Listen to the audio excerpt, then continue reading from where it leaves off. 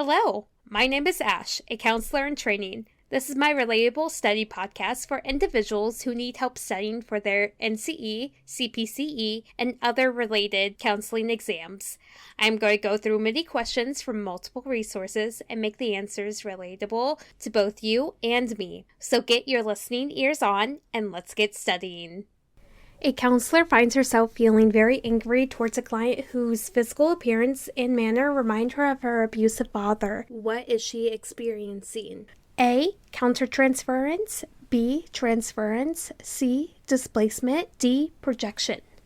The answer is A, countertransference. When you, the counselor, are feeling emotions towards the client, whether it's positive or negative, or are thinking back to previous memories that are stirring up regarding what the client has said, you are experiencing countertransference. There were several times in my internship where I personally felt countertransference towards a client. After the client had left, I brought this up to my supervisor, explaining I felt this way when the client said this, or the client said this and I am thinking back to previous memories was the best way to go about the situation. And in many ways, you can cope with countertransference in and out of the therapy session with clients. One of the ways you could do it outside of seeing your clients is going to your own therapy, utilizing your own coping skills, and talking to your supervisor or colleagues. The ways you can do this inside the therapy session with the client is being able to utilize your coping skills, find ways to bring yourself back into the session and recognize I am experiencing countertransference. I'm going to make a note of this and deal with it properly after the session.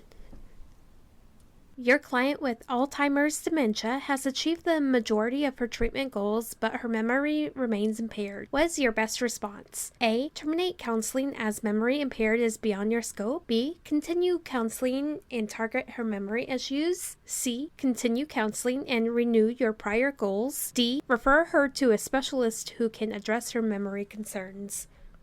The answer is D. Refer her to a specialist who can address her memory concerns. Even though her memory remains impaired, you may not have the adequate skills, training, or even resources that can help her with this part of her treatment goals. So it is best to refer her to a specialist who can address her memory concerns so they can get adequate treatment.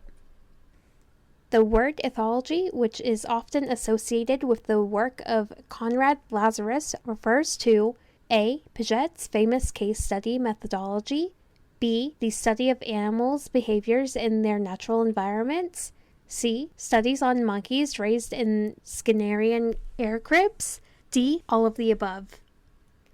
The answer is B. The study of animals in their natural environment is the word ethology, which is associated with Konrad Lorenz. Ethology is the study of animals' behavior in their natural environment and is associated with Konrad Lorenz. Ethology is the study of animals' behavior in their natural environment, which is associated with Konrad Lorenz. Ethology is the study of animals' behaviors in their natural environment and is associated with Konrad Lorenz. What is the first level of multicultural awareness continuum? The first level is a high level of self-awareness. It is essential for the counselor to understand why they feel a certain way and identify biases in their own thinking. And it is imperative for the counselor to understand how they interact with others. We need to examine our beliefs, attitudes, values, and opinions and how it affects others. And a multicultural counselor must spend time in introspection to determine what areas they may have a cultural bias. For example, I have a bias towards people from India. I have a lot of stereotypes that I am working through to make sure that I do not have any cultural biases before I work with those individuals. I am not opposed to working with them and helping them, but I have to be aware of my cultural biases and work through why I have such a heavy bias towards them. And it will take time for me to figure it out and move past my biases. I will need to examine my beliefs, attitudes, attitudes, values, and opinions towards the Indian people, and I will spend time in introspection to determine which areas I need to work on and figure out where these stereotypes are coming from. Once I have moved past my biases, I am able to provide help towards those individuals without any biases or stereotypes.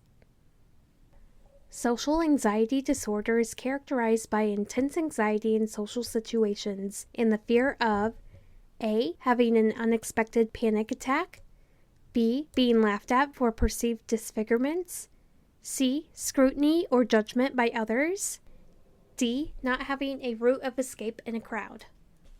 The answer is D. Social anxiety disorder is characterized by intense anxiety in social situations and the fear of scrutiny and judgment by others. And for the example, I personally know someone who has social anxiety disorder, and they severely fear scrutiny and judgment by others to where they fear leaving the house. And when they go to work, they are extremely anxious. And when their friends try to get them out of the house to go to a fun party or do something fun, they're extremely anxious in those social situations and prefer to be home. They really fear being judged by others and is working with a therapist to help reduce their social anxiety. That is all 5 questions. Thank you for listening. Keep calm and study on.